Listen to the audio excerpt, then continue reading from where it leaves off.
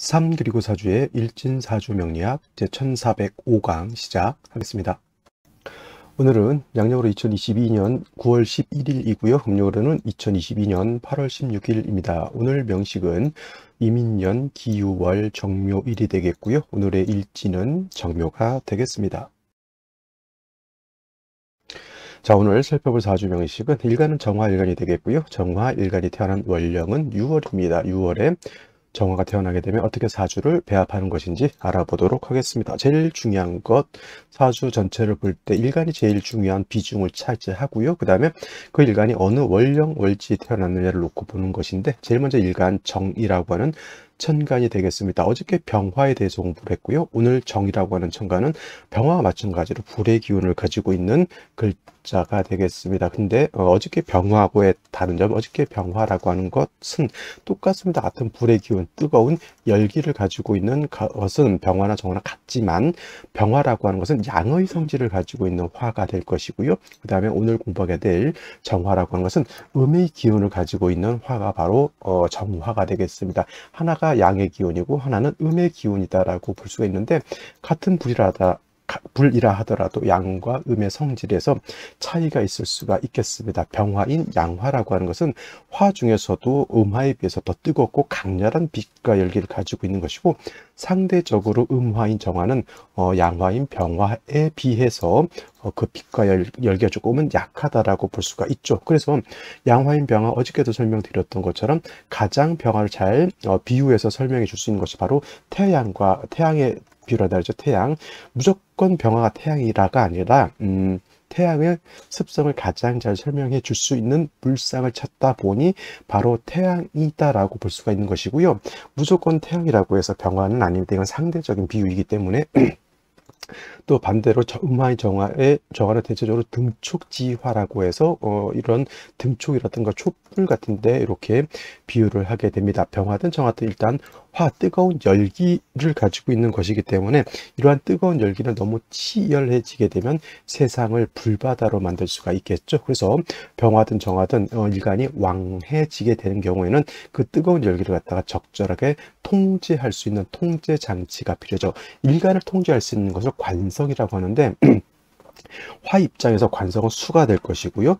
이 바로 수가 화를 통제하는데, 화를 실질적으로 통제할 수 있는 힘은 대체적으로 임수를 얻는 것이 가장 바람직하다. 임수를 얻으면 화의 열기를 갖다가 조절도 시켜줄 수도 있겠지만, 또 빛을 갖다가 보광시켜주는 역할도 하기 때문에, 병화든 정화든 일간이 왕한 경우에는 임수를 가지고서 보광해 준다라는 생각으로 사주를 일단 판단해 보시면 좋겠습니다. 그래서 병화도 마찬가지로 제가 어저께 공부했던 것처럼 병화 일간도 4월, 5월 또는 타월에 태어나서 났더라도 일간 자체가 왕하면 항상 임수로서 수보, 양, 광하는 것을 좋아한다라고 했죠. 이거는 일간의 특성상 양수인 임수를 쓰는 것이지 정관인 임수가 좋고 편관인 개수는 나쁘다 이런 개념은 아닙니다. 임수라고 하는 것은 정화한테는 정관이 되는 것이지만, 병화한테는 임수는 편관이 되는 것이죠. 그래서 이거는 뭐 정편관을 알아서 좋다 나쁘다가 아니라 그냥 양수인 임수라야지만, 물론 수가 화를 수국화해서 억제하는 역할도 하지만 임수라야지만 수보양화할 수 있는 그러한 역할을 할 수 있기 때문에 임수를 쓰는 것이고요. 특히나 정화 같은 경우에는 등촉지화라고 했기 때문에 반드시 간목이라고 하는 것, 예를 들어서 4월이라든가 5월 같은 때 정화가 태어나서 일간이 왕하더라도 간목 한 점 정도는 있어야 되는 것이, 정화는 모닥불과 같다라고 했죠. 촛불과 같습니다. 그래서 이런 것들은 이를 태울 수 있는, 지속적으로 빛과 열기를 만들어줄 수 있는 연료의 개념이 필요한 것인데, 바로 이 정화라고 하는 것은 간목이라고 하는 인성을 얻어야지만 정화의 불꽃을 계속 유지시켜 줄 수 있는 것이다라고 볼 수가 있는 것이죠. 그래서 정화는 간목이라고 하는 것, 신약에 쓸 땐 간목이라고 하는 걸 쓸 때 만약에 목이 너무 많게 되면 목다화식이 될 수도 있죠.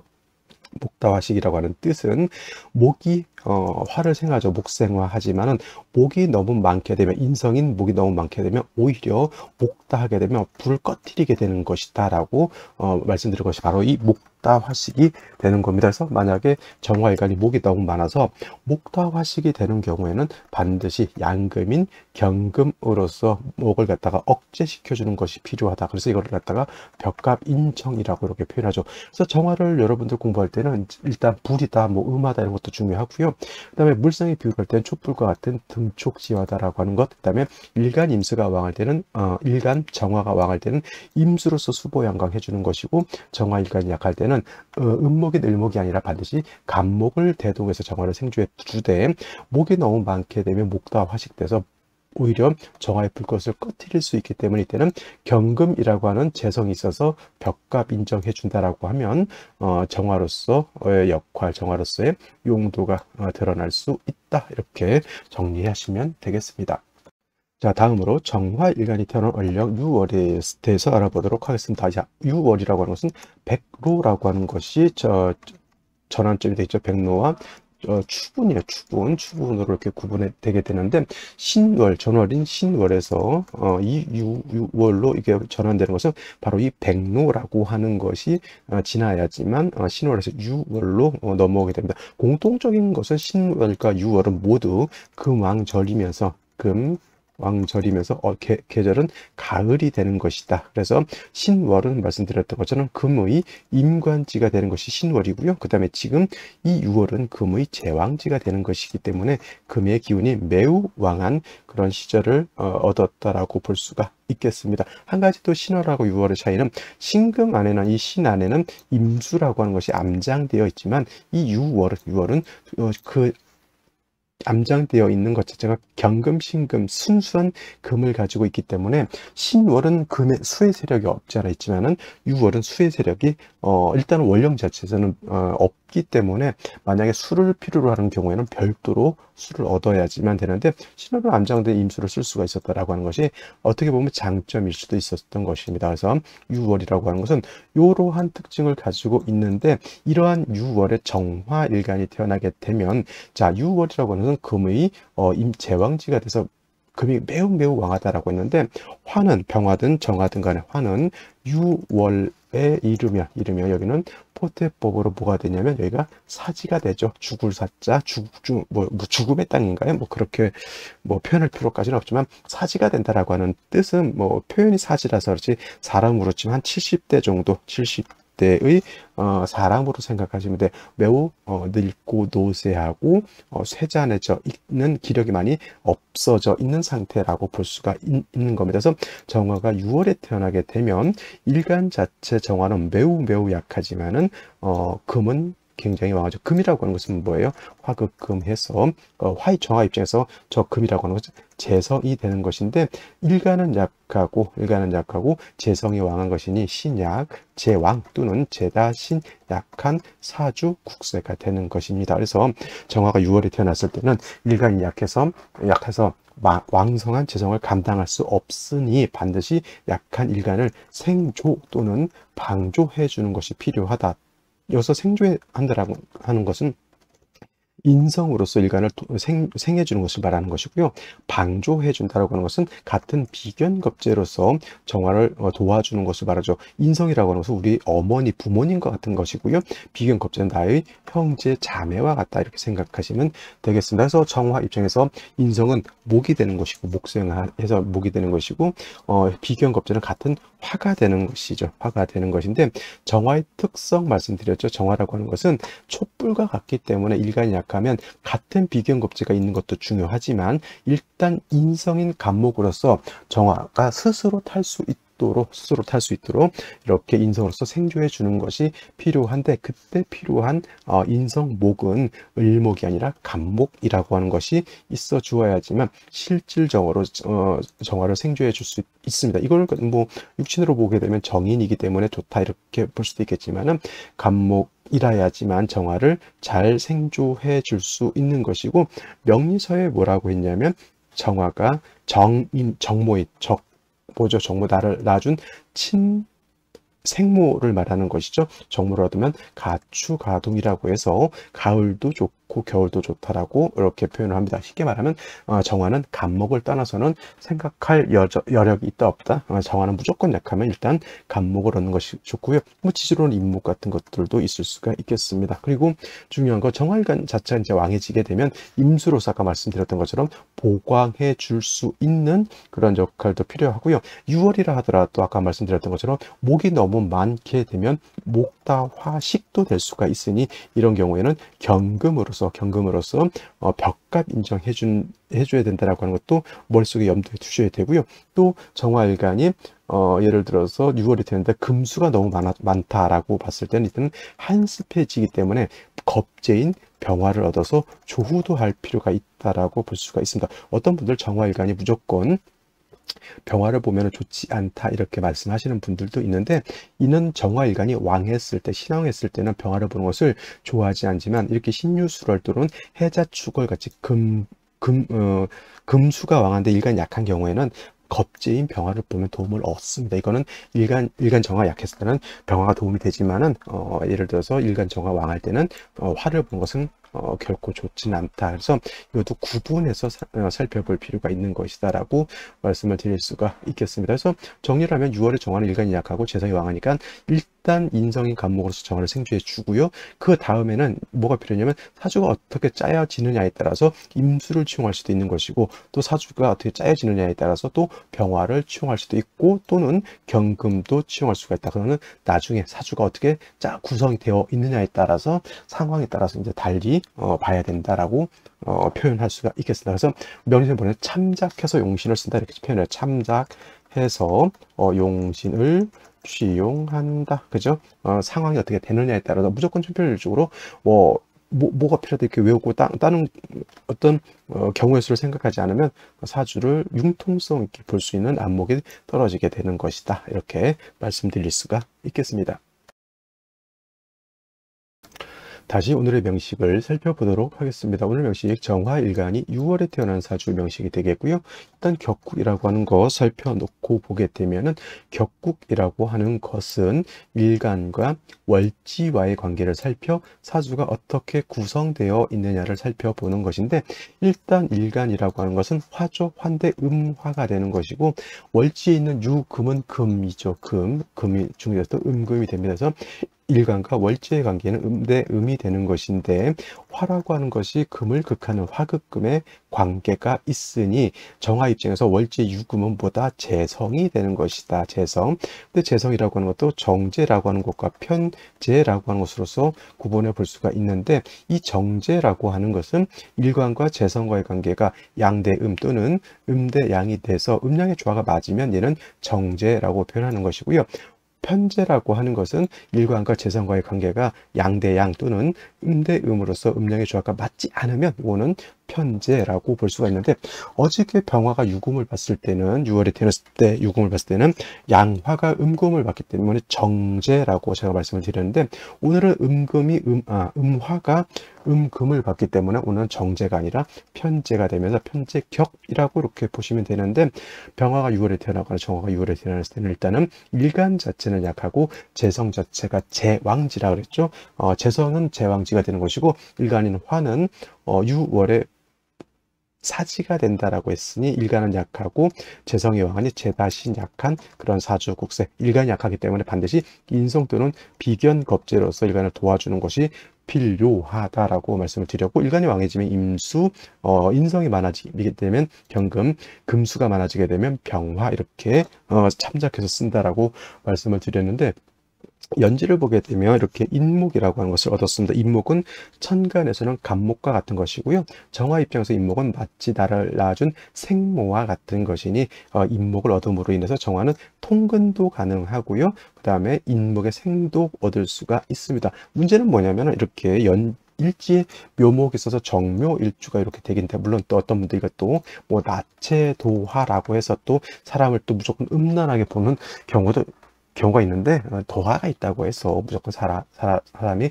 음란하고 천박하다 이렇게 보지는 않습니다. 근데 문제는 뭐냐면 이 묘가 있음으로 인해서 월지의 유금하고 묘유충이 되다 보니 충도 인정이 깨지는 것도 깨지는 것이고 격이 파격 격이 깨지게 되는 걸 월지라고 하는 것이, 그래서 제가 말씀드렸죠. 아까도 일간과 원령과의 관계를 살펴 사주 전체를 보는 것이고, 그래서 일간이 제일 중요하고 다음으로 이 일간이 태어난 배경인 월지가 중요하다라고 했는데, 월지가 이렇게 충이 된다라고 하면 이 월지를 가지고 격을 잡는 것인데 격이 깨져 있다라고 볼 수가 있는 것입니다. 자, 그리고 연간에는 임수라고 하는 것이 이렇게 들어와 있죠. 정화 입장에서 임수는 정관인 것이고요. 일간 자체가 세력이 있으면 임수라고 하는 것은 정화를 목극한다라기보다는 정화의 빛을 보강해 줄 수 있기 때문에 개수가 아닌 이상 임수가 있는 것은 그다지 나쁘지 않다 이렇게 볼 수가 있는데, 문제는 이제 기토가 있음으로 인해서 기토가 임수를 갖다가 탁하게 하는 기토 탁임이 되는 그러한 것이 문제가 될 수가 있겠습니다. 선생님, 임수가 일간이었는데 기토탁임, 물론 어떤 경우에는 기토탁임을 말하기도 하고요, 어떤 경우에는 기토탁임을 말하지 않는데, 정화 입장에서 예를 들어서 달이 떠 있는데 그 밑에 강이라든가 호수라든가 바다가 있어요. 근데 그 강, 호수, 바다가 맑을수록 정화를 깨끗하게 반사시켜 줄 수가 있는데, 물이 흙탕물이라고 하면 요거는 조금 안 좋게 될 수가 있겠죠. 그래서 정화 입장에서 임수를 쓸 때는 맑은 물이 필요한 것이지 약간 혼탁해져 있는 수는 좋지를 못하겠죠. 그래서 기토가 있는 것은 정화 입장에서 놓고 봤을 때 임수로서 보강할 때는 좋지만, 당연히 병화가 6월에 태어나서 임수를 쓸 때도 기토가 있어서 임수를 타가게 하는 것은 결코 좋지 못하다. 근데 반면에 간목이 임수를 쓰거나 을목이 임수를 쓸 때 기토 타김 되는 것은 크게 문제가 되지 않습니다. 어차피 나무한테 물 주는데 조금 탁한 물 주면 어떻습니까? 그건 상관이 없는 것이죠. 맞죠? 그래서 이렇게 되면은 짜임새가 임목 얻은 것은 요건 좋은 것이고, 임수를 얻은 것도 이거 나쁜 건 아닌데, 묘유충이 되는 것과 기토가 있어서 임수를 탁하게 하는 것은 조금 문제가 될 수가 있겠습니다. 자, 여기까지 설명드렸고요. 그 다음에 오늘의 생시를 한번 알아보도록 하겠습니다. 자, 생시 먼저 경자시를 보도록 하죠. 경자시가 되게 되면 이제 자수를 얻었고요. 이 자수라고 하는 것은 물론 묘유충이 되는데 자묘원진 이런 것까지 생각하실 필요는 없는데, 임수 자체가 통근은 되지 않았습니다. 유에는. 그리고 충도 되어 있기 때문에 임수가 좀 약했다라고 하면 이렇게 자수를 얻고 경금 자체가 투출하게 되면 이건 수를 생하고 금수가 세력을 좀 크게 얻게 되는 것이고요. 이 경자일 뿐만 아니라 신의 시도 마찬가지로 금수의 세력을 좀 많이 얻게 됩니다. 이런 경우에는 울로를 봐야 되는 거예요. 울로가 목화운으로 가는 것이 좋을지 아니면 금수향으로 가는 것이 좋을지를 이렇게 놓고 보는데, 아무래도 이거는 금수가 좀 세력을 얻게 되니 목화운으로 가서 화가 좀 살아나는 것이 조금 더 좋을 것 같고요.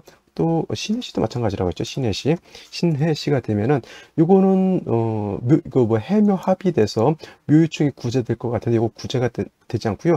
묘유충 돼서 얘는 깨지게 되고, 역시는 이제 신해라고 하는 금수를 얻게 되니 이 또한 임수가 살아나게 되죠. 그래서 요것도 따지고 보면 얘는 묘유충으로 인해서 못 쓰게 되는 것이니 임목 하나 가지고 정화를 생조해 주는 정도밖에 되지 않습니다. 그래서 금수운으로 가게 되면 너무 관살이 많아지게 되면 사주가 너무 한패지게 되는 것이니 목화운으로 가는 것이, 이것도 제가 봤을 땐 필요한 그런 국세가 된다라고 보시면 되겠고, 이민시 같은 경우에는 묘월이라 하더라도 목이 충대해서 묘목이 깨져 있다 하더라도 또 목을 받죠.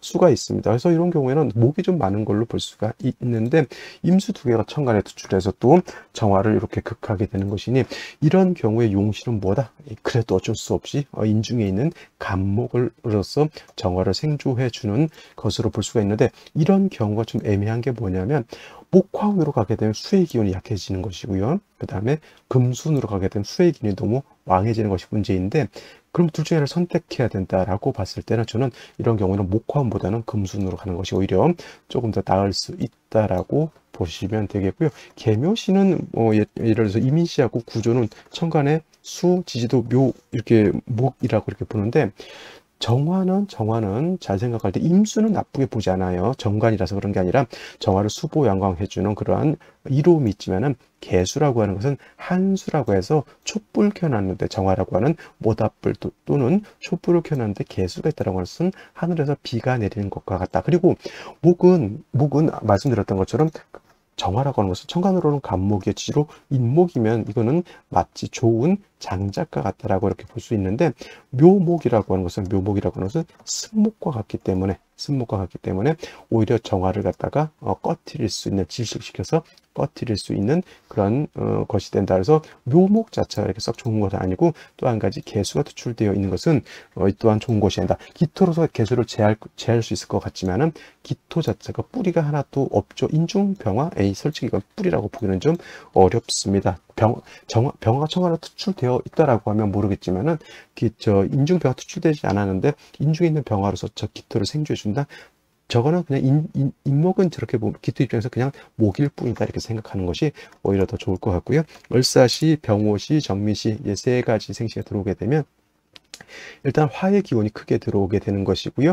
묘유충이 되어 있기 때문에 금도 얘만 깨지는 것이 아니라 얘도 깨지고 어떤 분들도 사유회금한다 이렇게 보시는 분들인데 떨어져 있으면 합이 아니고 이건 충이 되는 것입니다. 뭐 어떻게 보면 임수가 세력이 굉장히 약한 것이에요. 이렇게 되면 그러면 을사병호 정미시가 되면 운은 어디로 가야 된다? 금수운으로 가야지. 목화운으로 가게 되면 너무 양조가 되는 것이고 수기가 매우 부족한 그런 국세가 될 수밖에 없겠죠.